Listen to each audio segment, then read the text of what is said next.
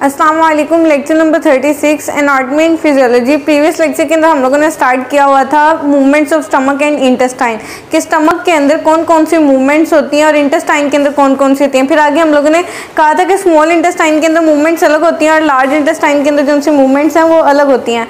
तो small intestine की movements की सारी हम लोगों ने 4 टाइप्स को डिटेल में डिस्कस कर लिया था। आज हम लोगों ने लार्ज इंटेस्टाइन के मूवमेंट्स को डिस्कस करना है कि लार्ज इंटेस्टाइन के अंदर किस तरह की मूवमेंट्स होती हैं जिससे फूड जो सी है, फूड को क्या क्या बेनिफिट्स मिलते हैं, डाइजेस्टिव सिस्टम के अंदर और क्या क्या इसमें काम आते हैं। ठीक है, पेज नंबर 110 पे आ जाओ। Movements of large intestine. Usually आमतौर पर the large intestine shows sluggish movements. आमतौर पर जो लार्ज इंटेस्टाइन है ना वो बहुत स्लो मूवमेंट दिखाता है, बहुत आहिस्ता काम करता है और जो इसका काम होता है ना वो ज़्यादातर इनएक्टिव होता है। इतना एक्टिव काम नहीं होता कि फ़ौरन और जल्दी जल्दी काम कर सके। लार्ज इंटेस्टाइन की मैं बात कर रही हूँ।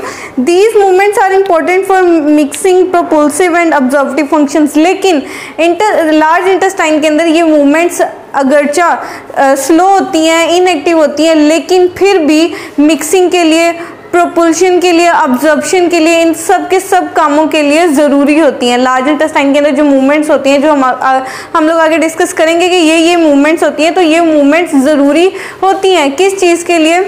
बहुत से फंक्शंस के लिए, ऑब्जर्वेटिव फंक्शन के लिए, मिक्सिंग फंक्शन के लिए, प्रोपल्सिव फंक्शन के लिए। प्रोपल्सिव का मतलब होता है पुशिंग फॉरवर्ड, आगे धकेलना, मतलब खुराक को आगे धक्का लगाना जो सा होता है वो प्रोपल्सिव फंक्शन होता है। मिक्सिंग का आप लोगों को पता है कि खुराक के अंदर जितने भी जूसेस हैं, डाइजेस्टिव जूसेस हैं, उनको मिक्स कर देना। और इसके अलावा एब्जॉर्वेटिव फंक्शन, जितना भी वहाँ से फ्लूइड गुजर रहा है डाइजेस्टिव वाला, उसको मजीद ऑब्जर्व करना, उसके अंदर से जितने भी न्यूट्रिएंट्स वगैरह उनको ऑब्जर्व करना। ठीक है, तो हम लोग डिस्कस कर लेते हैं types of movements of large intestine के। लार्ज इंटेस्टाइन में किस किस किस्म की मूवमेंट होती है। Movement of large intestine are of 2 types. 2 तरह की मूवमेंट होती है लार्ज इंटेस्टाइन में। कौन कौन सी? पहली मूवमेंट जो सी होती है वो मिक्सिंग मूवमेंट होती है।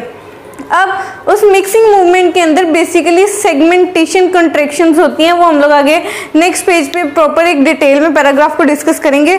और दूसरी मूवमेंट जो सी होती है वो प्रोपल्सिव मूवमेंट होती है, जिसको मैस पेरिस्टॉल्सिस भी कहते हैं, जिसमें मैस जो सा होता है पेरिस्टॉल्सिस के जरिए आगे की तरफ जाता है। ठीक है, तो ये दोनों टाइप्स आप लोगों ने मूवमेंट की याद रखनी है कि हम लोग लार्ज इंटेस्टाइन के अंदर मूवमेंट्स पढ़ रहे हैं। लार्ज इंटेस्टाइन की मूवमेंट स्लो होती हैं, स्लगिश होती हैं, मतलब स्लो होती हैं, इनएक्टिव होती हैं, लेकिन ये मिक्सिव, प्रोपल्सिव और ऑब्जर्वेटिव फंक्शंस के लिए बहुत ज़्यादा ज़रूरी होती हैं।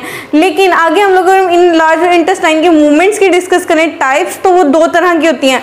मिक्सिंग मूवमेंट एक ये देता है, दूसरी प्रोपल्सिव मूवमेंट देता है कि एक तो खुराक को मिक्स करने में मदद देता है, दूसरी बात ये है कि खुराक को आगे धकेलने में मदद देता है। ठीक है, नेक्स्ट पेज पे आ जाओ, पेज नंबर 111 पे। मिक्सिंग मूवमेंट को हम लोग डिस्कस कर लेते हैं। लार्ज इंटेस्टाइन की पहली टाइप ऑफ मूवमेंट है ये।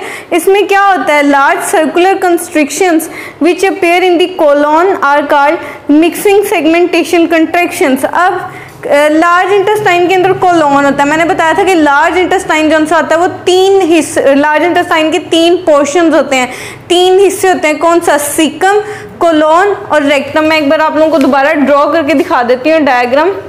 ये मैं लार्ज इंटेस्टाइन को ड्रॉ कर रही हूँ। ये इस तरह करके लार्ज इंटेस्टाइन होती है। कितने पार्ट होते हैं लार्ज इंटेस्टाइन के? 3 पार्ट होते हैं। ठीक है, अब जोन सा ये वाला स्टार्टिंग वाला हिस्सा होगा ना, इसको हम लोग कहेंगे सीकम, जो पहला हिस्सा होता है किसका? लार्ज इंटेस्टाइन का। फिर सीकम के बाद क्या आता है? सीकम के बाद कोलोन आता है। ये सारा का सारा जितना ही पोर्शन है ये कोलोन है। कोलोन आगे 3 तरह का होता है। अगर ऊपर को जा रहा है तो असेंडिंग कोलोन, इसको हम लोग कहेंगे ट्रांसवर्स कोलोन, और इसको हम लोग कहेंगे डिसेंडिंग कोलोन। ठीक है, ये दूसरा पार्ट है। और जो तीसरा पार्ट जो सा होता है लार्ज इंटेस्टाइन का, उसको हम लोग कहते हैं रेक्टम। ठीक है, तो लार्ज इंटेस्टाइन के तीनों पोर्शंस के आप लोगों को समझ आ गई। लार्ज इंटेस्टाइन के अंदर इस जगह पे जितनी भी हैं वो स्मॉल इंटेस्टाइन होती हैं, आंतड़ियां जो सी छोटी वाली होती हैं वो इसके अंदर होती हैं। उसके बाहर क्या होता है? Large intestine. लार्ज इंटेस्टाइन के 3 पोर्शंस होते हैं। कौन कौन से? सबसे पहले आता है सीकम, सीकम के बाद आता है कोलोन। कोलोन जो से वो लंबी होती है, जो ऊपर को जा रही होती है उसको असेंडिंग कोलोन कहते हैं, जो इधर को आ रही है उसको ट्रांसवर्स कोलोन, और जो नीचे जा रही है उसको डिसेंडिंग कोलोन। डिसेंडिंग कोलोन के बाद आ जाता है रेक्टम। तो ये 3 पार्ट्स जो से होते हैं लार्ज इंटेस्टाइन के होते हैं। तो मैं बताना क्या चाह रही हूँ, मैं ये कह रही हूँ कि कोलोन के अंदर जो से सर्कुलर कंस्ट्रिक्शंस होती हैं, जो ये सर्कल में मसल्स होते हैं, जब ये कॉन्स्ट्रिक्ट कर रहे होते हैं फूड को आगे की तरफ धकेल रहे होते हैं, कंस्ट्रिक्ट होते हैं फिर रिलैक्स होते हैं, फिर कंस्ट्रिक्ट होते हैं फिर रिलैक्स होते हैं, इसको कहते हैं मिक्सिंग सेगमेंटेशन कंट्रैक्शंस के सेगमेंट में।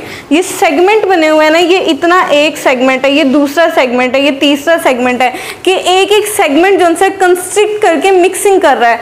ये अब खुराक आ रही है, ये इसमें जूस भी ऐड है, इसमें दूसरी चीज़ें भी ऐड है। तो जब ये सेगमेंट्स जो उनसे कंस्ट्रिक्ट होंगे तो ये मिक्सिंग करेंगे, ठीक है। तो कोलोन के अंदर सबसे ज़्यादा मिक्सिंग होती है। कोलोन के अंदर जो उनसे मौजूद लार्ज सर्कुलर कंस्ट्रिक्शंस होती हैं कोलोन के अंदर, इस वाली कोलोन के अंदर जितनी भी सर्कुलर कंस्ट्रिक्शंस होती हैं उनकी मदद से क्या होती है, मिक्सिंग होती है, ठीक है।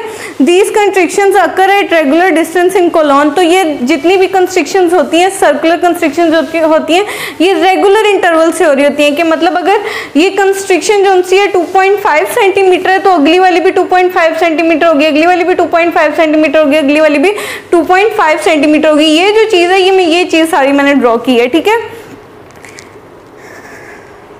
Length of the portion of colon involved in each contraction is nearly about 2.5 centimetre. मैं वही बात दोबारा बता देती हूँ कि एक सेगमेंट की जो सी लेंथ है कोलोन के अंदर वो कितनी है, 2.5 सेंटीमीटर है, ठीक है। तो ये मिक्सिंग कंट्रैक्शन की आप लोग मिक्सिंग मूवमेंट की समझ आ गई ना, कि मिक्सिंग मूवमेंट में बेसिकली जो सा है कंट्रैक्शन होती है, सेगमेंटेशन कंट्रैक्शन होती है। कोलोन के अंदर जितने भी ये सेगमेंट्स हैं, ये सारे के सारे सेगमेंट्स जो से कंट्रैक्ट कर रहे होते हैं, जिनकी वजह से मिक्सिंग खुराक के अंदर जितने भी फूड पार्टिकल्स होते हैं वो आपस में मिक्स हो रहे होते हैं। जितने भी डाइजेस्टिव जूस हैं, जो बाइल आया होता है इंटेस्टाइन के अंदर, इंटेस्टाइनल जूस होता है, इसके बाद पेनक्रियाटिक जूस होता है, वो सारा का सारा काइम के साथ मिक्स हो रहा होता है। तो इसके अंदर मिक्सिंग मूवमेंट दे रहा होता है कौन, इंटेस्टाइन, ठीक है। तो वो किन की वजह से हो रही होती है, सर्कुलर कंस्ट्रिक्शन भी होती है और लॉन्गिट्यूडनल कंस्ट्रिक्शंस भी होती हैं, ठीक है। सर्कुलर मसल्स भी कंस्ट्रिक्ट कर रहे होते हैं और लॉन्गिट्यूडनल मसल्स भी कंस्ट्रिक्शन दे रहे होते हैं। आगे हम लोग सेकंड मूवमेंट को डिस्कस कर लेते हैं, विच इज प्रोपल्सिव मूवमेंट। ऐसी मूवमेंट जो आगे धक्का लगा रही हो, पुशिंग फॉरवर्ड कर रही हो, ठीक है, आगे की तरफ पुश कर रही हो। मैस पेरिस्टोलिसिस और मैस मूवमेंट के इसमें जो सी फूड को आगे की तरफ धकेला जाता है, पुश किया जाता है, ठीक है। Propels the faeces from the colon towards the anus. अब इसमें क्या होता है कि इसमें जितनी भी फीसिस है, जितना भी फूजला है, जितनी फजूलियात है, मतलब जो जिस्म से हम लोगों ने बाहर निकालनी है, उसको ये लोग कोलोन से निकालकर एनस तक ले आते हैं। एनस क्या है, एनस रेक्टम का लास्ट वाली ओपनिंग है, ठीक है। इसको हम लोग क्या कहते हैं, एनस कहते हैं। रेक्टम की जो सी लास्ट वाली ओपनिंग है, रेक्टम के बाद क्या आता है, एनस आता है, ठीक है। तो एनस से जितना भी फीसिस को निकालना है, उनको एनम तक लेकर जाना है फीसिस को, तो वो कौन सी मूवमेंट करती है, वो प्रोपल्सिव मूवमेंट करती है। प्रोपल्सिव मूवमेंट कौन देता है, प्रोपल्सिव मूवमेंट लार्ज इंटेस्टाइन के अंदर होती है। कोलोन से एनस तक फीसिस को धकेलना, कोलोन से एनस तक फीसिस को लेकर जाना, ठीक है। ये कोलोन है, कोलोन से एनस तक फीसिस को, फुजला को लेकर आना प्रोपल्सिव मूवमेंट के जरिए होता है, लार्ज इंटेस्टाइन की प्रोपल्सिव मूवमेंट, ठीक है। Usually this movement occurs only a few times every day. हर दिन जो सी है ये मूवमेंट चंद बार आती है। हमें वॉशरूम हर वक्त नहीं आ रहा होता, हमें दिन में 2, 3, 4 बार ज़्यादा से ज़्यादा आता है वॉशरूम। तो इस वजह से ये चंद टाइम होता है, ठीक है। एक दिन में ये कुछ बार होता है, हर वक्त नहीं हो रहा होता, ठीक है। Duration of mass movement is about 10 minutes in the morning before and after breakfast. और ये जितनी भी मैस मूवमेंट हो रही होती है, ये सिर्फ और सिर्फ 10 मिनट की होती है, खाने से पहले या खाने के बाद या फिर सुबह सुबह, ठीक है। This is because of the neurogenic factors like gastrocolic reflex and parasympathetic stimulation. और ये सारी की सारी मूवमेंट क्यों हो रही होती है, कि कोलोन से प्रोपल्सिव मूवमेंट क्यों होती है, सारी की सारी जितनी भी फीसिस हैं वो कोलोन से एनस की तरफ क्यों आते हैं, वो न्यूरोजेनेटिक फैक्टर की वजह से हो रहा होता है, ठीक है। ये ऐसा फैक्टर है जो जो नर्वस सिस्टम या नर्व से अराइज हो रहा होता है या फिर उसको अराइजिंग दे रहा होता है, ठीक है। ये ऐसा सिस्टम है या ऐसा फैक्टर है जो नर्व्स या नर्वस सिस्टम से अराइज हो रहा होता है, ठीक है। तो उन फैक्टर्स को हम लोग ये कहते हैं। आगे हम लोग डिस्कस कर लेते हैं functions of liver and gall bladder के लीवर और गॉल ब्लैडर के क्या काम है। वैसे तो मेन काम बहुत ज़्यादा है, लेकिन डाइजेस्टिव सिस्टम के अंदर लीवर और गॉल ब्लैडर का मेन काम क्या है वो हम लोग डिस्कस कर लेते हैं। पेज नंबर 111 पे ही है हम लोग लीवर को डिस्कस कर लेते हैं। लीवर किसे कहते हैं? Liver is the largest gland in the body. It weighs about 1.5 kg, lies immediately under the diaphragm and occupies the most of the right hypochondrium and part of the epigastrium। ठीक है, जो liver है ना वो largest gland है हमारी body के अंदर। ठीक है, हमारी बॉडी के अंदर बहुत ज़्यादा ग्लैंड पाए जाते हैं, पिट्यूटरी ग्लैंड वगैरह। उन इन ग्लैंड्स में सबसे बड़ा जो ग्लैंड है वो लीवर पाया जाता है। लीवर साइज में भी बहुत ज़्यादा बड़ा होता है। ठीक है, दूसरी बात ये कि इसका वजन कितना है? इसका वजन जो सा है वो 1.5 kg है। इसका वेट कितना है? 1.5 kg होता है इसका वेट। ठीक है, और ये कहाँ पाया जाता है? लीवर जो सा है डायफ्राम के नीचे पाया जाता है। डायफ्राम बेसिकली पेट की आखिरी वाली लेयर होती है। ठीक है, occupies most of the right hypochondrium and the part of epigastrium. मैं अब आप लोगों को बता देती हूँ इन वर्ड्स का मतलब। जो पेट है उसको हम लोग 9 हिस्सों में डिवाइड करें। ठीक है, ये पेट है। ठीक है, इसको हम लोगों ने अगर 9 हिस्सों में डिवाइड करना है तो इस वाले हिस्से को हम लोग कहते हैं एपिगैस्ट्रियम। ठीक है, इसको अम्बेलिकल कहते हैं और इसको हाइपोगैस्ट्रियम कहते हैं, हाइपोगैस्ट्रिक। ठीक है, अब ये पेट के बिल्कुल जो सेंटर वाला हिस्सा है इसको अम्बेलिकल कहते हैं। सेंटर से थोड़े से ऊपर हिस्से को हम लोग क्या कहते हैं? एपिगैस्ट्रियम कहते हैं। और जो पेट के सेंटर वाले हिस्से से थोड़ा सा नीचे हिस्सा इसको हम लोग हाइपोगैस्ट्रियम कहते हैं। ठीक है, अब ये वाला जो सा पोर्शन होगा इसको हम लोग कहेंगे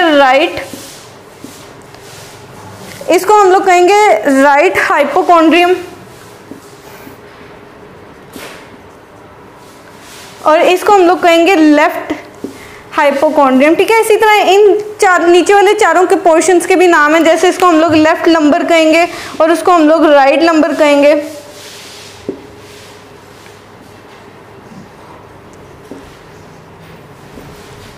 और इसको हम लोग इलियम, लेफ्ट इलियम कहेंगे, इसको हम लोग राइट इलियम कहेंगे। ठीक है, तो इसी तरह ये सारे के सारे 9 नाम है। पेट को 9 नाम्स में डिवाइड किया गया। ठीक है, 9 रीजन्स पेट के बनाए हुए हैं। जो सबसे सेंटर वाला रीजन है उसको हम लोग अम्बेलिकल रीजन कहते हैं। सेंटर वाले रीजन से जो थोड़ा सा ऊपर वाला रीजन होता है उसको एपिगैस्ट्रियम रीजन कहते हैं। ठीक है, बेसिकली मैं बताना ये चाह रही हूँ कि जो लीवर जोन सा है वो राइट हाइपोकॉन्ड्रियम को पूरा का पूरा कवर करता है और थोड़ा सा पार्ट लेता है किसका? एपिगैस्ट्रियम का। मतलब लीवर जोन से इस तरह करके आता है। ठीक है, ये लीवर का पेट में कहाँ करके होता है? पेट में लीवर की जगह बता रहे हैं। पेट में कौन सी जगह पर लीवर पाया जाता है? लीवर जोन से पूरा का पूरा हाइपोकॉन्ड्रियम को कवर करता है और फिर थोड़ा सा एपिगैस्ट्रियम का थोड़ा सा आधा पार्ट कवर करता है। कौन? लीवर। ये मैंने लीवर बनाया है। ठीक है, तो आप लोगों को लीवर की समझ आ गई कि वो कहाँ पाया जाता है पेट में, उसकी अपीयरेंस कहाँ पर है, पेट में वो कौन सी जगह पर पाया जाता है। पेट के 9 हिस्से हैं। ठीक है,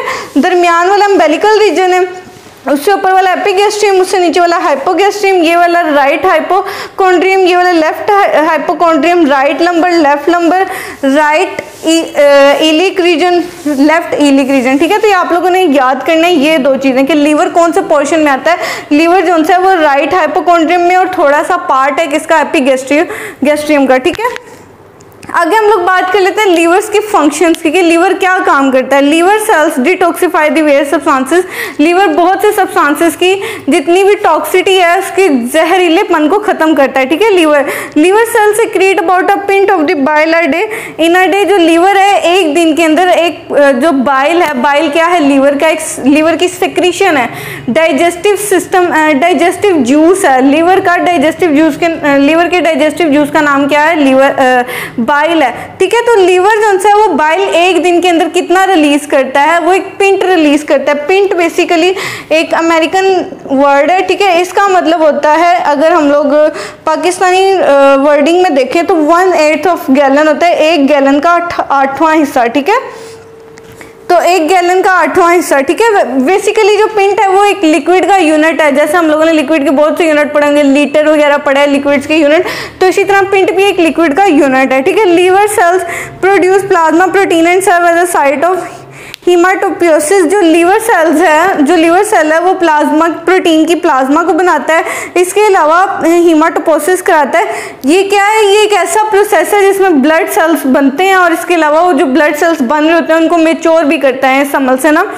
ड्यूरिंग फीटल डेवलपमेंट, जब बच्चे की डेवलपमेंट हो रही होती है, ठीक है। Liver cell store several substances, iron, vitamin A, vitamin B12 and D, ठीक है। जब लीवर सेल्स उनसे लीवर के अंदर जो लीवर सेल्स पाए जाते हैं, वो लीवर के जो सेल्स हैं वो बहुत सी चीज़ें, बहुत सी सब्सटेंसेस स्टोर करती हैं, जैसे बहुत से विटामिन, कौन से vitamin, vitamin B12, vitamin D, vitamin A, इसके अलावा आयरन वगैरह को स्टोर करने में भी बहुत ज़्यादा लीवर सेल्स हेल्पफुल हैं, ठीक है। Liver cells carry on numerous important steps in the metabolism of all three kinds of food, proteins, carbohydrates and lipids. जो लीवर के सेल्स हैं वो बहुत से इंपॉर्टेंट मेटाबॉलिज्म प्रोसेसेस भी करते हैं। किन किन चीज़ों की, किन किन सब्सटेंसेस की मेटाबॉलिज्म करवाने में ये अहम किरदार अदा करते हैं। प्रोटीन की मेटाबॉलिज्म करवाते हैं, कार्बोहाइड्रेट्स की मेटाबॉलिज्म करवाते हैं, इसके अलावा लिपिड्स की मेटाबॉलिज्म करवाते हैं कौन, लीवर सेल्स, जो लीवर के अंदर पाए जाते हैं। आगे हम लोग डिस्कस कर लेते हैं गॉल ब्लैडर को। लीवर का मैं आप लोगों को बता चुकी हूँ कि लीवर किसे कहते हैं, कहाँ पर ये पाया जाता है और इसके फंक्शंस क्या हैं। अब हम लोग नेक्स्ट डिस्कस कर लेते हैं गॉल ब्लैडर, ठीक है। गॉल ब्लैडर भी डाइजेस्टिव सिस्टम का एक पार्ट है, एक बहुत इंपॉर्टेंट ऑर्गन है। क्या करता है gall bladder? Gall bladder digestive system के अंदर इस तरह अहम है कि जो डाइजेस्टिव जूस है लीवर से जो रिलीज होता है बाइल, वो कहाँ जाकर स्टोर होता है, गॉल ब्लैडर के अंदर जाकर स्टोर होता है कुछ देर के लिए। फिर वो गॉल ब्लैडर से वही बाइल जो है इंटेस्टाइन के अंदर आकर फूड के साथ मिक्स हो जाता है अच्छे तरीके से, ठीक है। तो गॉल ब्लैडर की समझ आ गई ना, ये क्या काम करता है। मजीद हम इसके काम भी देख लेते हैं पेज नंबर 111 पर। Gallbladder is pear-shaped sac from 7 to 10 centimeter, 3 to 4 inches long and 3 centimeters broad at its widest point। पहले तो इसकी शेप को अगर हम लोग डिस्कस करें तो इसकी शेप जो सी होती है वो पेयर शेप्ड होती है, नाशपति की शक्ल इसकी होती है, इस तरह करके जो से ये गॉल ब्लैडर जो से ये इस तरह करके होता है, लेकिन थोड़ा इस शेप में होता है, ठीक है। इस तरह का जो सा होता है ये गॉल ब्लैडर होता है। इसके अलावा इसका साइज क्या है, ये एक सैक है, थिल है। क्या साइज है इसका? 7 to 10 सेंटीमीटर इसका साइज है। अगर इंचेस में बात करें तो 3 to 4 इंचेस, ठीक है। ये आप लोगों ने एज इट इज याद करना है, ये बहुत ज्यादा इंपॉर्टेंट MCQs हैं। It can hold 30 to 40 millimeter of bile. It lies on the under surface of the liver and is attached thereby areolar connective tissue। अब जो सा ये गॉल ब्लैडर है, ये बाइल कितना बाइल स्टोर कर लेता है, ये एक दिन के अंदर 30 to 50 मिलीमीटर जो सा लीवर को बाइल को स्टोर कर लेता है। 30 to 50 मिलीमीटर जो बाइल है वो बनता कहाँ पे? बाइल जोन सा है वो लीवर के अंदर बनता है। बाइल जोन सा है वो लीवर की सेक्रीशन है, लेकिन वहां से बनकर जोन सा है ये सारा का सारा बाइल जोन सा ये गॉल ब्लैडर के अंदर स्टोर होता है, गॉल ब्लैडर के अंदर ठहरता है। अब जो लीवर है, लीवर के बिल्कुल साथ अटैच्ड होता है गॉल ब्लैडर, इस वजह से बाइल जोन सा है वो गॉल ब्लैडर के अंदर स्टोर होता है, ठीक है। नेक्स्ट पेज पे आ जाओ, पेज नंबर 1112 पे। Functions of the gall bladder की, गॉल ब्लैडर के क्या क्या काम है मैं आप लोगों को एक बार बता चुकी हूँ कि गॉल ब्लैडर जो है वो बाइल को स्टोर करता है, जो लीवर बनाता है बाइल उसको अपने अंदर स्टोर करता है। Function of the gall bladder is to store bile और गॉल। जो सबसे अहम फंक्शन है गॉल ब्लैडर का वो बाइल को स्टोर करना है, जो लीवर के अंदर से सेक्रीशन आती है बाइल उसको स्टोर करना है। The gall bladder is the part of the biliary system and serve as a reservoir for bile. अब जो गॉल ब्लैडर है ना वो बाइलेरी सिस्टम का एक पार्ट है। बाइलेरी सिस्टम क्या होता है? बाइलेरी सिस्टम एक ऐसा सिस्टम है जिसके अंदर ऑर्गन्स और डक्ट्स होती हैं। वो क्या करती हैं? वो बेसिकली बाइल की ट्रांसपोर्टेशन करवाती हैं और बाइल की प्रोडक्शन करवाती हैं। बाइलेरी सिस्टम वर्ड से आप लोगों को समझ आ रहा है कि बाइल से रिलेटेड सिस्टम है, बाइलेरी सिस्टम बाइल से रिलेटेड सिस्टम है। ये एक ऐसा सिस्टम है जिसके अंदर ऑर्गन्स और डक्ट्स होते हैं जो किसमें हिस्सा लेते हैं, जो ट्रांसपोर्टेशन और प्रोडक्शन करवाते हैं बाइल के। तो बाइलेरी सिस्टम की समझ आ गई ना। तो गॉल ब्लैडर जो है बाइलेरी सिस्टम का एक ऑर्गन है जो बाइल को स्टोर करने में मदद देता है, ठीक है।